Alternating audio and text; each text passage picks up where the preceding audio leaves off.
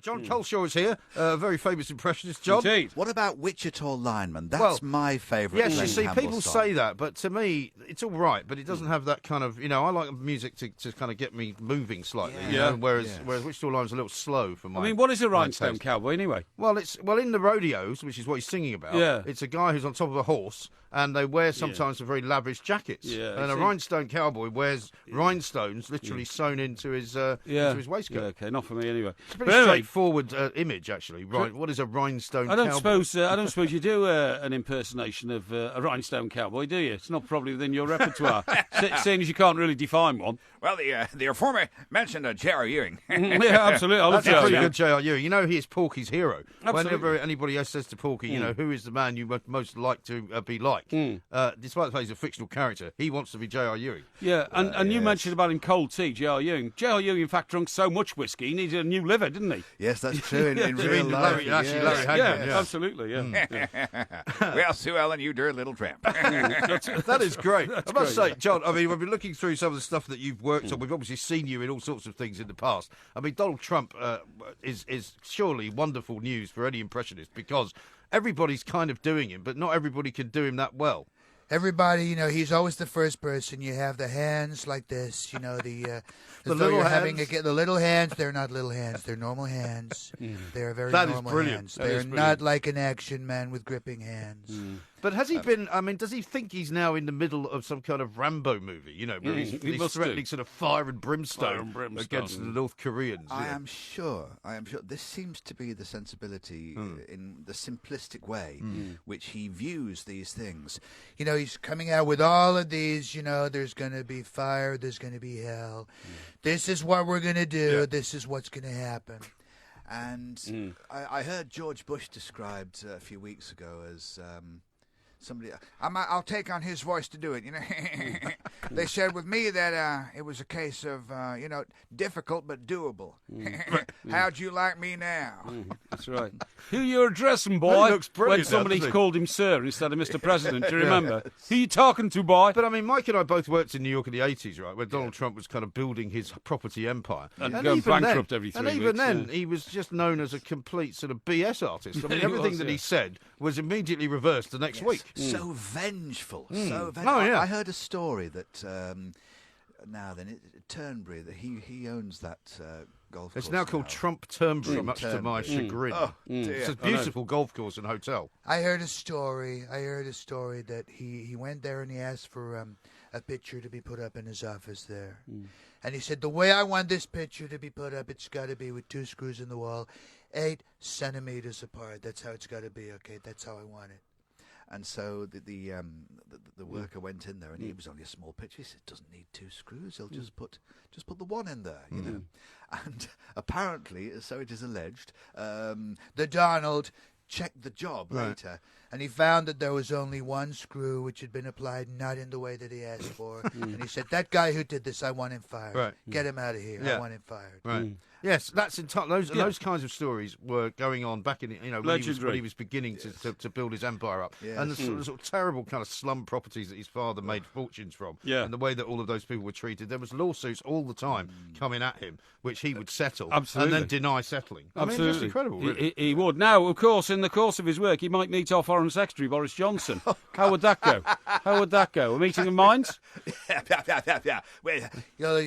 Boris, it's great to meet you. You remind me of my hero, Stay Puft Marshmallow Man.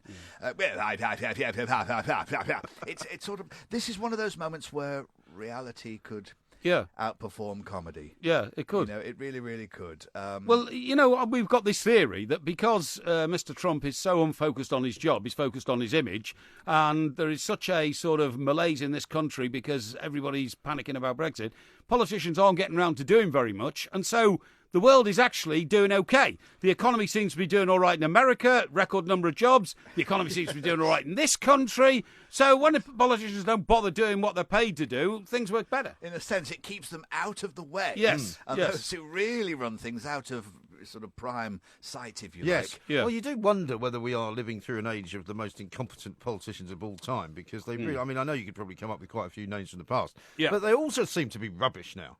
They all just seem to be completely hopeless. Sort of not quite, well, never mind, not quite, not qualified enough at all. Well, Theresa May managed to take a massive lead over Jeremy Corbyn and practically reduce it to nothing. Yeah, exactly. Completely, David Cameron, who was riding along quite nicely, thank you, suddenly decides to have a referendum, which has completely riven the country. And he didn't need, which we didn't need to do. I mean, it's extraordinary, isn't it? But they're great material for you. Now, John, what we've got to ask you is, what was it like working on Spitting Images? Because, I mean, that's a too broad a question, but I mean, just how focused do you have to get on the person that you're providing the voice for? Yeah, Spitting Image, it was 1994 when I worked on Spitting Image. That was my first job in telly, really, back then.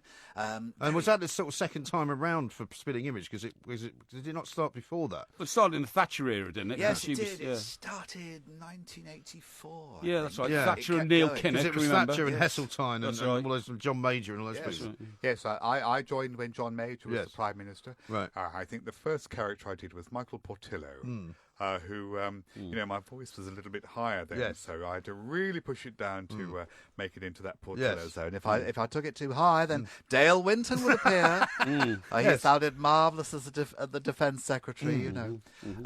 But the thing about the Spitting Image puppets, they were so... latex. Yes, the church gargoyle caricatures. That's right, yeah. And so you needed to have big character voices to go with them. If you did a more of an accurate, naturalistic impression, it would get lost against the puppet. Yes. That's why Harry Enfield, who did Douglas Hurd at the time, the puppet with the great ice cream. Yeah. Yes. Sort of Harry did it like that to make it work with the puppets. Which it worked very well. Yeah. I mean, it was brilliant. Well, Spitting Mrs. Image. Thatcher was always shouting, wasn't she, as a Spitting Image puppet? Yeah. Always, I'm the only man in the cabinet, and all that kind of That's stuff. right. Brilliantly done by Steve Nallen, who that's the received Margaret Thatcher, and the two Ronnies has 4 Candles, Only Fools and Horses has Del Boy falling through the bar. Yeah. Spitting Image has. What about the vegetables? They'll have the say. That's right. Yeah, it's true. That's right. I mean, I suppose if they did it today, you could make something out of enough of the characters who are around. But I mean, you do Jeremy Corbyn, I presume, do you? Yes, no, he is very he's quite a sleepy sort of character. He always strikes me as being slightly on the edge, so that, if you just poke him a couple more times, he'll lose the plot altogether. Yes, I think... He's only sort of 2 minutes away from a complete meltdown. Yes, interviewers try to get that from him, don't they? You often do watch, if you watch him on Robert Peston, he will start by sitting very, very still and being very restrained, a look of great concentration. Yes. But as it goes on, that is tabloid journalism. Yes, so you stop asking me the same question over and over again. And what about people like Peston? Because he's kind of developed this ridiculous form of style on camera, which is now being copied by other people who are all waving their arms around. There's a guy that does the business news, I think, on the BBC News Service at about 5 in the morning that I sometimes see. He's an Australian.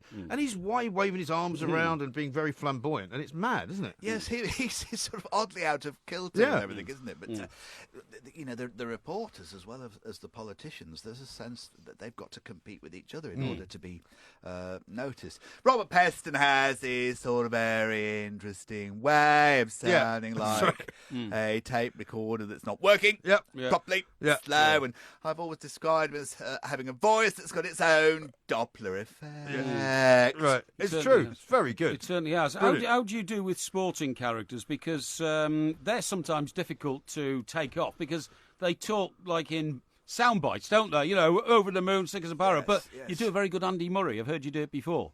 Oh yeah, that's like he's very sort of like, it's quite easy to place his mood. A resonance at the back of the throat. Take it to a little bit of French. You find that Arsene Wenger is his next door voice neighbor, but I did not see it. But yeah, that sort of. I remember doing an Andy impression at a sporting event and noticing halfway through that Judy Murray was in the audience. And how do they react to that? I mean, do they like it or do they get weird about it? Usually people like being impersonated because it means they have a discernible character that you can work with, and there's something to it. Well, years ago, I remember Mike Yarwood was doing London Night at the Sunday night at the London Palladium, and he came on in the Gannett Mac with the pipe to do Harold Wilson, and saw the Prime Minister sitting in the front row. Right. So he walked off again. Did he? So he wasn't prepared. I mean, that can happen. Right. Yes, I think it's evolved now where the impersonators are a little bit, that cheeky sense where they quite enjoy that. I think. But Mike he kicked the door open for everybody. He did, didn't he? Yeah. So smart, and he was the first big-time TV impressionist. Yes. And the wonderful instinct that he had to use the split cameras and turn in that way, and then the next time you turn over there, you're Harold Steptoe. Yeah. Because you're now obviously on the radio. When you're out on tour, which is one of the reasons you're here. We'll talk about that in a second. You're with Bill Dale. I mean, do you have to have the look as well as the sound, or how does that work? I suppose, so long as you've got the look in your facial expression and the gesticulations, that's sort of part of the. So you don't come out with a sort of Donald Trump wig on or anything like that. No. I've got the Donald Trump hat, the one that he Trump wears. is brilliant, by the way. I think it's the best Trump I've ever heard. He's just one of those characters, There's many different tones.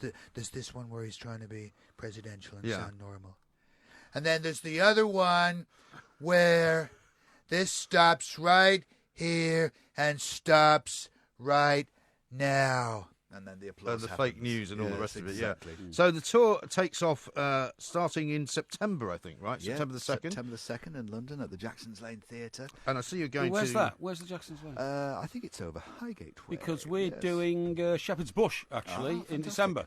The former it used to be the BBC Theatre. Yeah, we're still nailing down the details, but Shepherd's Empire. Yeah, but the contract's on its way.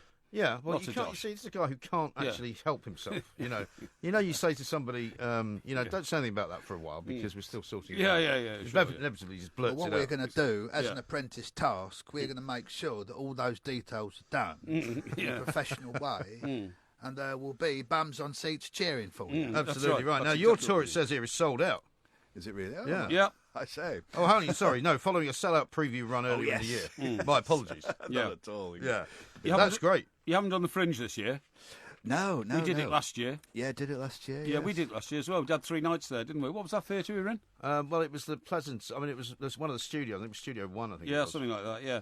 I can't remember. It's all a bit of a blur. No, that's great. I mean, it's just 3 days. I don't think we did much sleeping. Now, on Thursday, the 26th of October, you're going to the Lowry in Salford. Yes, That indeed. was one of our most successful. We loved it. We filled it out. This It's is a not brilliant about us, theatre. by the way. No, but I'm saying... John's in here to promote his own show. I know, but He's not in here to promote the shows that we've done. Listen, the reason I like the Lowry is it's so great to get to for the people of Manchester. They go on the old metro, and they're out there. It's a brilliant location. Yes. It's brilliant. It's a lovely theatre, actually. It is, yeah. It is. Yeah. Now, an old mate of ours, in fact, used to be my old boss, Piers Morgan. I told you do him. He's a guy that would love somebody to do an impression of him because that's how he is. Yes, there's been a couple of occasions when I've been on, Good Morning Britain, and the first thing he'll say is, "So did you do me yet? Did you do Lord Sugar? To make me sound cool and Shug's ridiculous?" Yes. And no matter what you say about him, whether it's very insulting, he doesn't mind how Mickey He doesn't care.